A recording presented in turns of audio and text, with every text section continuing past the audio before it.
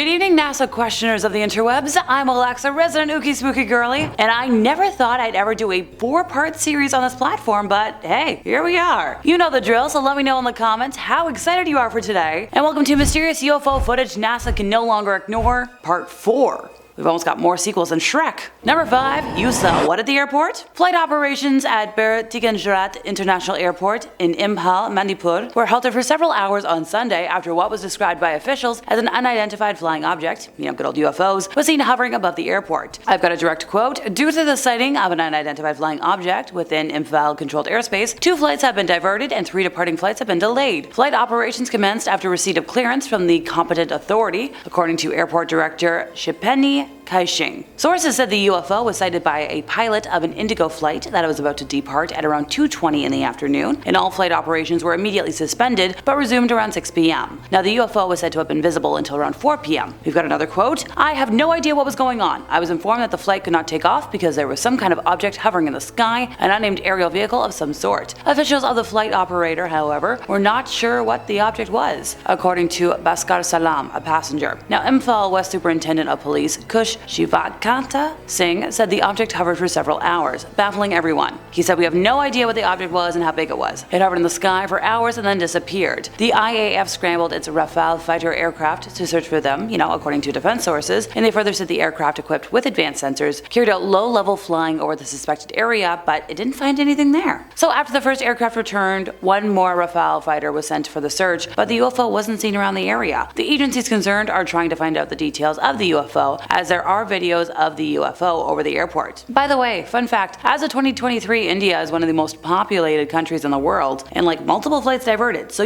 everybody around there had eyes on it. There has to be good footage somewhere, I'm just hoping it gets out here. As of the time of this recording, we just have a little bit. India has a legitimate government. They had legitimate aerospace safety concerns. Shutting down an entire international airport is a huge deal. Trust me, I've been to Pearson. So meanwhile, the mainstream media is claiming that it was drones. The announcement they lost the UFO was buried under the announcement that the government of India is shutting down the internet in the state of Manipur for the next 5 days because of the current violence in the region. Now, the online general public has made a suggestion that doesn't make sense to me, because once again, they're saying oh, drones. But how would an area besieged by crazy violence be in possession of one of only 2 multiple $1,000 drones that could fly for 3.5 hours and break the law without punishment? I don't know a lot about drones, but I did ask some friends who do a lot of drone footage, and they couldn't even think of a single quadrocopter style drone, which is the only one that could stay in place for that long, that would have anything close to enough battery power to have that kind of intensity to fly for more than a few hours. So if this is a drone, somebody somewhere somehow steroided the battery life. It's just not possible. Yes, it could be a weather balloon. We've all heard that explanation before, because that's what it always is when the government doesn't know what something is. There's probably never going to be enough evidence to say one way or the other, so it'll eventually be designated a weather balloon by one government or another. So I'm calling it now. Come back in 2 weeks, check this video. Alexa Morgan is saying it now. Somebody's going to say it was a weather balloon. Number 4, the 2015 Gulf of Mexico. A video uploaded 8 years ago to the interwebs is just starting to get some traction now thanks to a recent Reddit post. User 7R34 wrote in the description, a friend of his took this video on his phone. The video is clear, shape and lights are visible, mentioning specifically pink flashing lights. Okay, I love pink, I'm a little biased. He sent the video from his cell phone through email, which is why it's compressed to a lower quality, and the uploader was trying to figure out how to get the footage back to its original quality, but admits he isn't the best with technology, and hey, neither am I sometimes. Thankfully, I've got an iPhone, it does it for me. Apparently, the platform location is a mile away from the Flower Garden Reef and 130 miles from offshore, and the UFO is around 8 miles away from that. So when the object started coming closer, it seemed as if our friend stopped recording, and apparently, according to the uploader, he got nervous and headed indoors, which I don't blame you. If I saw something weird in the sky, I'd be running away as well. The flight characteristics reminded him of the way an RC drone flies, but at the time, no civilian setup could go that far. Not to mention, once again, the battery power required for the trip. Back in the day, that just wasn't possible for a drone. Trust me, I know somebody that had one, one of the original drones, just not possible. Number 3, Canadian Triangle. Okay, not Canadian Tire, folks. Relax, relax. This is not a reward system. And yes, I'll be the first to admit we don't know as much about this footage as some of the other entries on today's list, so bear with me here. I found this video also while surfing Reddit earlier, earlier, and while the site does tend to be, the Wild West for finding credible information at times, I think my nonsense filter is pretty decent at this point. Also remember, this is part 4. We are 20 entries in. I gotta find something. Around 4 months ago, user CuriousAd5774 said, "Don't got much to say about this video other than when my dad originally sent it to me, I felt like it had to be a UFO and there's nothing else that seemed to explain it. Canada is notorious for sightings, and I myself have seen a few. This was taken way before drones were being used regularly, and I'd say this video is easily 10 years old." Alrighty folks, time to break this down. As a Canadian, I feel like I'm an expert now. While watching the video, you can see a number of different orbs in a dark sky, and the way they move and interact cannot be explained by science. Now, user Death Perception has an idea what it could be, saying, "This is pretty good footage. Yeah, it's dark and an old video, but if it's real, then it's clearly the typical black triangle that's been seen since at least the 90s. Yet another user, OnlyCapital5393, was able to relate to the footage, saying it was exactly what their brother and mother described way back in the 90s, so we're validating the other point. They were driving in New Hampshire in the wee hours of the morning, going south, and this UFO came and followed them for a while on the highway. Now there was nobody else around, and it got above them and just sort of followed them. The lights are exactly what they described though, how they kinda spin in a circle around the center light. Now this user has never seen anything what they described until that point. Now they would have sent this video to the other folks to,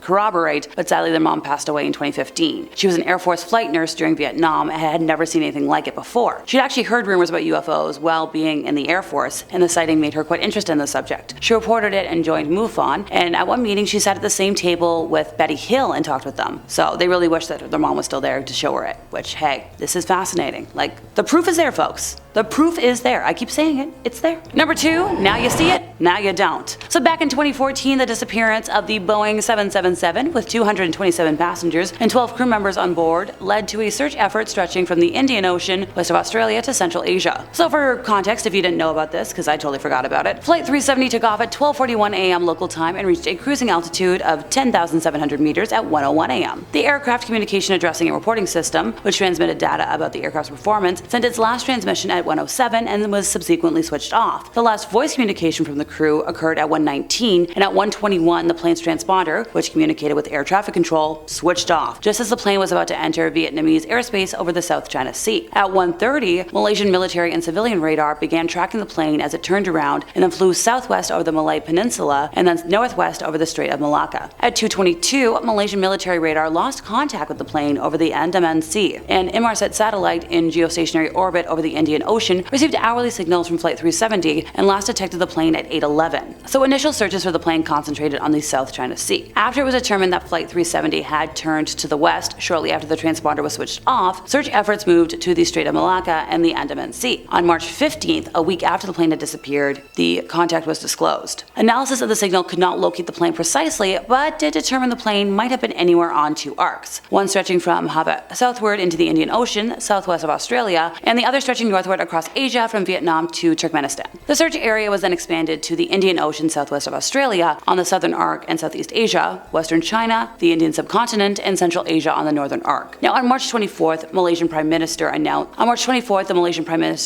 that based on analysis of the final signals, Inmarsat and the UK Air Accidents Investigation Branch had concluded that the flight crashed in a remote part of the Indian Ocean, which made it unlikely that anyone on board survived. But are we actually sure? Flight Officer Jack Chen on board a Royal Australian Air Force flight during the search for the wreckage was hampered by the remote location of the crash site. So beginning on April 6th, an Australian ship detected several possible acoustic pings, possibly from the black box of the plane, around 2,000 miles northwest of Perth, which is in Western Australia. Now further analysis by the AAIB of the Inmarsat data also found a partial signal from the plane at 8:19 a.m., consistent with the location of the acoustic pings, the last of which were heard on April 8th. If the signals were from Flight 370, the flight recorder was likely at the end of its battery life. Further searches were conducted using a robotic submarine, however the pings had been spread over a wide area, so the submarine didn't find any debris, and tests found that a faulty cable in the acoustic equipment could have produced the pings. We didn't find the first piece of debris, by the way, until July 29th of 2015, when the right wing was discovered on a French island, about 37 kilometers west of the Indian Ocean area that was being searched by Australian authorities. Over the next year and a half, 26 more pieces of debris were found on the shores of Tanzania, Mozambique, South Africa, Madagascar, and more. 3 of the 27 pieces were positively identified as coming from from Flight 370, and 17 were thought to have likely come from the plane. 2 pieces came from the cabin interior, suggesting that the plane had broken up, but whether the plane broke up in the air or on impact with the ocean could not be determined. A study of the wing flapperon and a piece of the right wing flap showed that the plane had not undergone a controlled descent, so the plane had not been guided to a water landing. Some researchers note that the flight could have struck the water vertically, a possibility in which the results of one modeling study conducted before the flapperon's discovery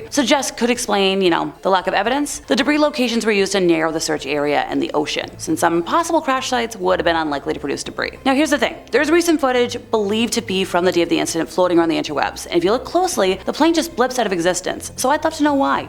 My theory, there was a UFO up there, they were diving away from it, and also, why haven't we found any human remains? I have questions. Number 1, Aviano UFO. So this footage has been around for some time and was released in the US by researcher Paola Harris at the 36th Annual International MUFON Symposium in Denver, Colorado back in 2005. Now Paola lives in Italy and was given a 4th generation copy by an anonymous source who told her the video was recorded in Italy near the infamous Aviano Air Base, which is, kind of the center of a UFO controversy. According to Paola, the original videographer remains unknown and the object seems to be terrestrial in origin, more properly some kind of military prototype, according to some folks that might think that's what it might be. Now the feature in which the disc disappears at the end raises questions for the Italian researchers, and yes, that's why she thinks the military might be involved. But my theory, something up there. Now, she thinks it's very clearly a flight test, since the videographer was in position focusing the camera where the disc appears initially. The object isn't CGI, and no one has been able to clearly state what it is. So my thoughts, UFOs. And that brings us to the end of our time, which means it's time for me to head back to Reddit in case y'all demand a part 5. If you enjoyed my ramblings today, could you help us out by giving this video a like, subscribing if you aren't already, hit the bell for more out of this world content from us here at Top 5 Scary Videos,